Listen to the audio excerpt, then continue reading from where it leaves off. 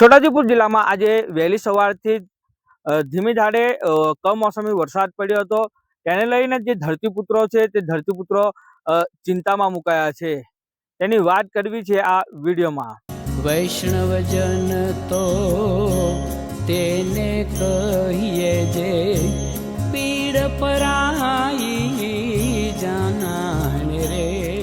નમસ્કાર, નવજીવન ન્યૂઝમાં આપનું સ્વાગત છે। હું આપની સાથે નયનેશ તરવી। છોટાઉદેપુર જિલ્લાની અંદર આજે વહેલી સવારથી ધીમી ધારે કમોસમી વરસાદ વરસ્યો હતો। તેને લઈને જે ખેડૂતોનો પાક છે તે પાક ને નુકસાન થવાની ભીતિ સેવાઈ રહી છે અને જે ખેડૂતો છે તે ખેડૂતો ચિંતામાં મુકાયા છે। આજે વહેલી સવારથી જે કમોસમી વરસાદ છે તે વરસાદ થવાના કારણે મકાઈ છે, તુવર છે, બાજરી છે, તલ છે જેવા જે પાકો છે તે પાકોને નુકસાન થવાની ભીતિ સેવાઈ રહી છે। તેને લઈને જે ખેડૂતો છે તે ખેડૂતો ચિંતામાં મુકાયા હતા અને જે આ જે પાક છે તે પાક લણવાના સમયે જ આ કમોસમી માવઠું થવાના કારણે ખેડૂતો ચિંતામાં મુકાયા છે। જે ખેડૂતો છે તે ખેડૂતો શું કહી રહ્યા છે જુઓ આ વિડીયોમાં। રાત્રે વરસાદ પડ્યો 5 વાગ્યે અને ફરી પાછો 11 વાગ્યે પડ્યો। 11 વાગ્યે પડ્યા એમાં વધારે નુકસાન થયું।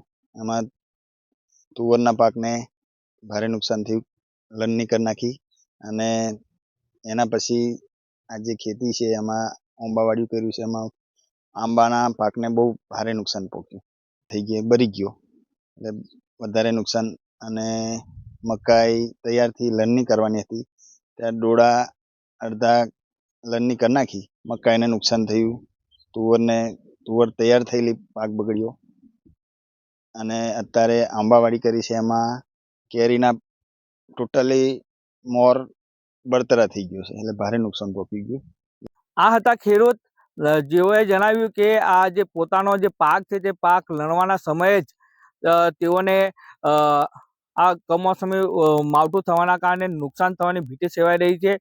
સાથે સાથે આજે એગ્રોના માલિક છે તેઓ શું કહી રહ્યા છે જુઓ આ વિડીયોમાં। ચાલુ વર્ષે છોટાઉદેપુર તાલુકામાં આંબાવડિયા પર મોર સખત આવ્યો છે।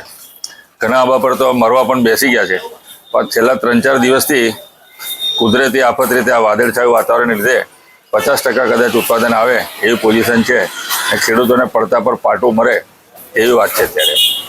આ હતા એગ્રોના માલિક, તેઓ જણાવી રહ્યા છે કે આ વિસ્તારની અંદર જે કેરીનો પાક છે તે કેરીનો પાક સહિત અન્ય જે ખેડૂતોના પાક છે તે પાકને નુકસાન થવાની ભીતિ સેવાઈ રહી છે।